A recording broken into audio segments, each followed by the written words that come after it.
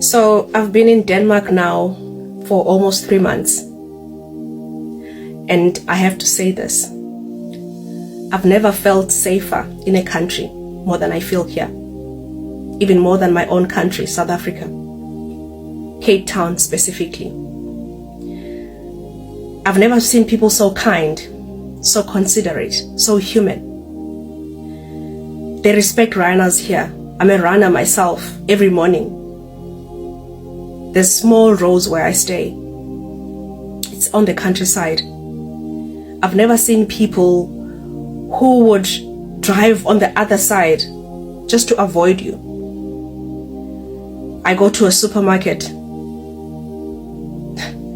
I don't have to worry about people looking at me like I'm crazy, looking at my hair, judging me. South Africa is more racist. You cannot fix South Africa as long as you've got open borders. You'll never fix South Africa. You cannot fix Hillbrow unless you close the borders. If you don't close the borders, punish people who come here illegally. Give them lengthy sentences. Because, I watched Herman Mashaba when he was still a mayor. I'm cleaning Joburg. The following day, these guys, they have no culture of cleanliness. They spill water, cabbages all over. You're cleaning it for who? Because you have to change the culture, Labantu. And then for you to change the culture, it means you must change them before they come here in Burkina Faso, in Rwanda. You must change them. Because when they come here, there's too many of them against us. When they come here, they feel no need. I'll be fighting people in the CBDs of Johannesburg. Somebody just urinating. I say, you're messing up my country. I see a person dumping next to the, outside the dustbin. I'll be fighting these guys, and most of them, they're foreigners. I say, can't you see the dustbin? Where you come from? They see no need. You see an adult, then the next thing, this guy is in Uber Eats. I've been fighting guys at toilet in malls, guys urinating. One of them was doing number 2, and I was washing my hands. This guy comes out, his Uber Eat. He's got a bag. I says, my man, aren't you gonna wash hands because you're handling food? It doesn't comprehend. It doesn't have that in his head. Till now, we are socialized differently. That's why I normally say, South Africans, they can say that we think we are better. Black people in South Africa think that we are white. We are socialized differently. Even our cultures, Swazi, Ndebele, Tswana, Sotho, fine. We know when to slaughter. We know when to do what. We know respect. These guys who are coming here, some of them, they come here with criminal records of biblical proportions. They've been involved with much genocide. And then you tell this person, you know what, there's a paving there. They see a paving. They take, all the remains there and they go put them in their houses. Check in the cities. Look, the buildings, nice architecture. It's now filled, what's this thing? Architecturalis. It's like cage, libraries, cage. Wits, Wits University. Do you know Wits University didn't have a fence? In Wits University, you'll enter this side, go out that Tawe Bopanato. There was never a fence. But after the arrival of these guys from all over Africa, Braamfontein was an academic city, so you can never fix it enough. This guy, they chow even the bridge, even these things, has barricaded the bridge. So G20 or not. Whose fault is that? And the crime in Braamfontein. I agree with Ike. The country has deteriorated, and I've heard him when he says, you cannot, just because your government has failed to manage your city or your vicinity correctly, you cannot now migrate and try to decriminal or make or destandardize a now standardized area, right? However, look at it from the perspective of umuntu who is an average Joe, Ike, okay? The government has done the fuck-ups that they've done wherever they've done up there. Now they're affecting the people at the bottom. All the people at the bottom know is that if I get to South Africa, they've got paving, my man. I've never seen paving in my life. If it was me, I was going to take that paving, so I can stop living in a hut. That's the mentality that's been conditioned into them. By who? Their own irresponsible governments. So do you really blame them, the low people? Or are they just a consequence of the... I blame them, and I also blame the government of the day. I blame them. I also blame the government of the day, because the government of the day, they've allowed lawlessness to prevail.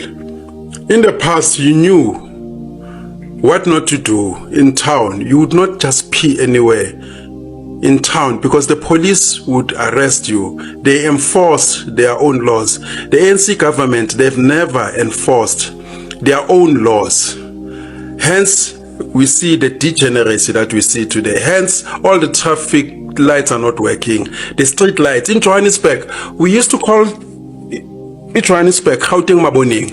There's a reason for that, because people from the villages, when they came to Joburg, it was all lit. Today you can't say Gauteng Maboning, the city of lights. It is dark because there's cable theft. Who's doing cable theft? These guys, they've allowed it. So I blame the government of the day. Yeah. And besides load shedding was created by them. I mean, they were told, the most educated president, Thabo Mbeki, was told to build power stations. He did not do that. He was so busy pleasing the globalists, implementing structural adjustment, cutting here, cutting that, including SOEs, and nama schools, some ambachs, empowering his own people in BEE, empowering Zanele Mbeki, empowering Bomutsipe, empowering all his people. Today we are sitting with companies closing down because of the policies that they've implemented there. They've built nothing but Tokyo. What has Tokyo built? What has Cyril Ramaphosa built other than being plugged in? So it is their policies that, which have led us here. But then how do you blame the average for? I understand how you blame the government of the day for not enforcing their own rules. But me, as just the average Joe foreigner who has been suffering due to the mismanagement of my own government, I have now decided to run and come to South Africa where there's a better, in my perspective at least, a better running. How are you blaming me? What am I supposed to do? No. That argument is flawed. Let me tell you this. Once you find a snake in your sitting room, you deal with the snake first. How it came in there, it's another issue. A person cannot come into your country and start women and children, subjecting them to prostitution, immorality. You know what is good and right, irrespective whether there is enforcement or not. You know what is good and what is right. What Nigerians are doing here is wrong. I mean, there's natural laws, or laws from the Bible, or laws from the Quran. Thou shalt not kill. Zimbabweans, they are known for brutal killings. If you're going to come into somebody's country and start feeding them fake products, you know that is wrong. And you cannot bank with, the government is not doing much. You know that is wrong. I mean, I move around. I don't treat people, with disrespect simply because there's no one watching me. So these guys, they come into the country and they cannot come and say, because you people are, you're also stealing. You also have your own criminals. So now it means that if I come to your house, I find your child is also stealing sugar. I must also steal Nami, your wallet. That is nonsense. And they like this argument of saying, white people came here from 1652, they took your land, they also did crimes against you. So now if they are African brothers, they call themselves with the African brothers. If a foreigner is my sister, now we must come and also sister. That is nonsense. These guys, from where they came from, they had their own affirmative action. They messed up their own countries. They voted dictators. And then when it fails, they run to other countries. South Africans are the only black nation on earth that are so proud. They've got their own culture. They don't run to any other country. Even during apartheid, when they had a reason to run, they never ran. I mean, APLA had about 25,000 cadres. MK had about 40,000 cadres. Not even 300,000 people left South Africa. But here we've got half of Zimbabwe is here. More than 5 million Nigerians. I mean, they say here, the people who are here, those who are in the know, they say almost 20 million foreigners are here. And you tell me, I mean, people of Palestine, do you see them all over the world? It's only these African guys. They want a soft life. They're always running. And then when they come here, into your shores, they start criticizing you. In America, they're experiencing the same. They say African foreigners are the most disrespectful. They're starting to insult them and say black Americans are lazy and all that. And they're taking opportunities which are supposed to accrue to Americans who've been enslaved there. And then that's why Americans are hitting back and say, you sold us to slavery, now you're following us here. So they're so disrespectful. That's why even Ghana today, they're fighting Nigeria to go back to your country. So when they come here, they don't assimilate. They want to rule, and they're very arrogant. Nigerians and Zimbabweans, they're very, very arrogant. They're very vocal. Yet they fail in their own countries. That's why I'm surprised when a person like Ramaphosa can go to Zimbabwe and tell Mnangagwa that you've done well, and whatever that you implemented in Zimbabwe, want to implement here.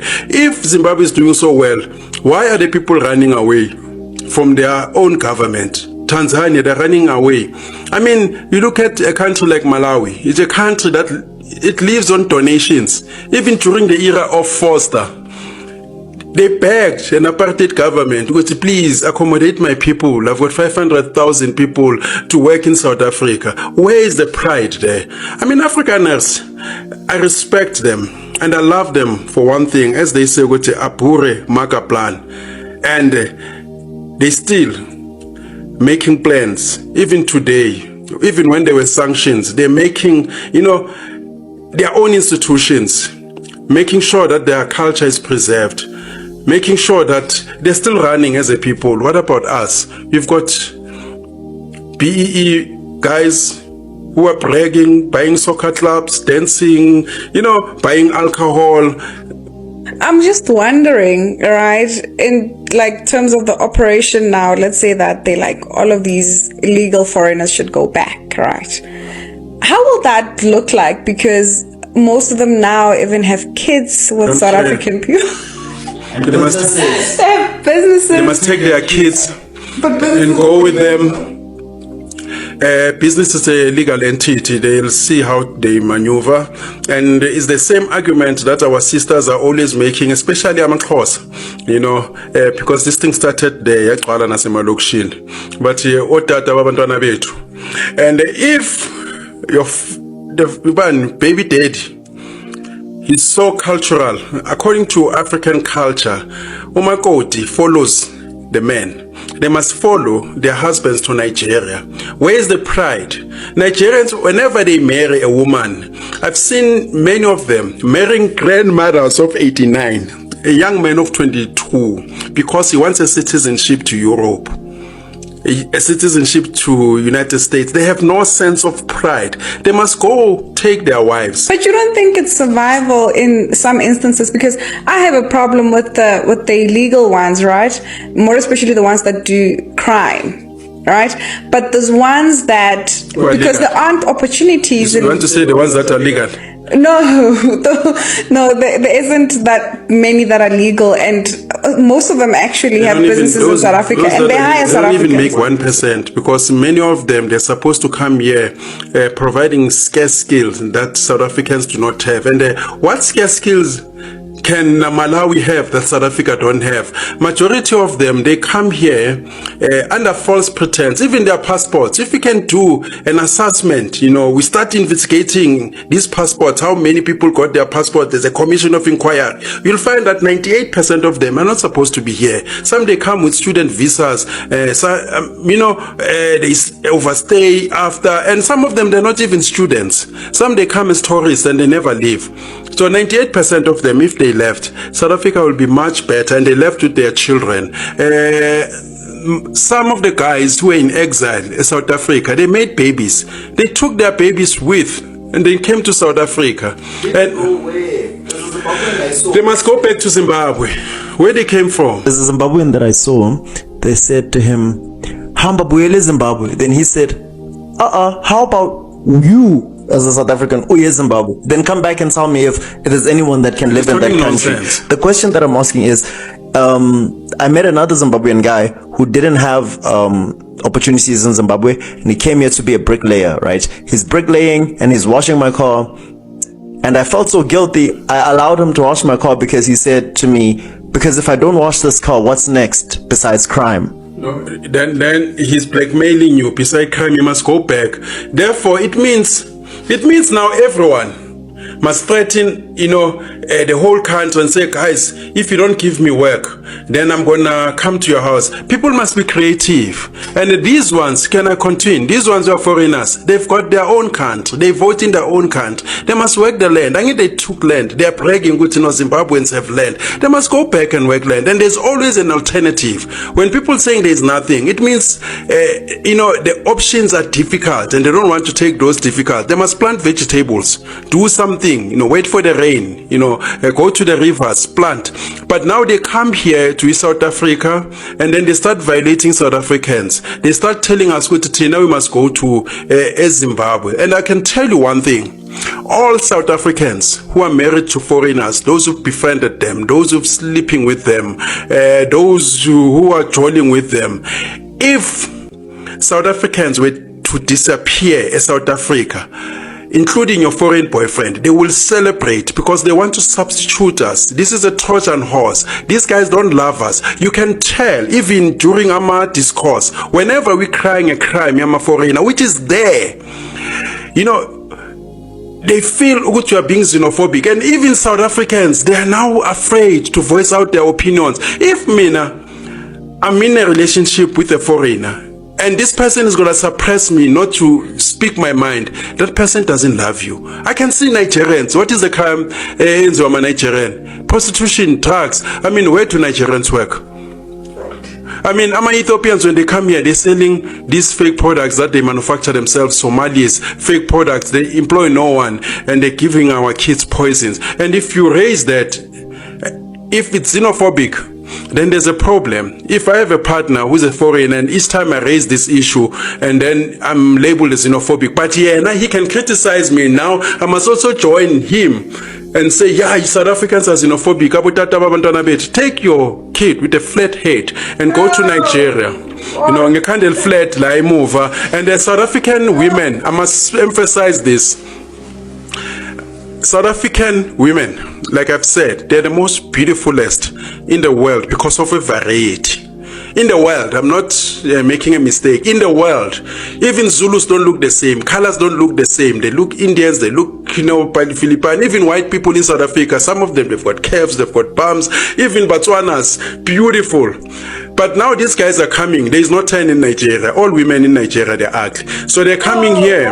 They're coming here to mix their genes. In the future, in South Africa, we're going to have a child who's a girl child of 14 years. Long, not even tall, long enough, and this kid will be wearing size 14 shoes.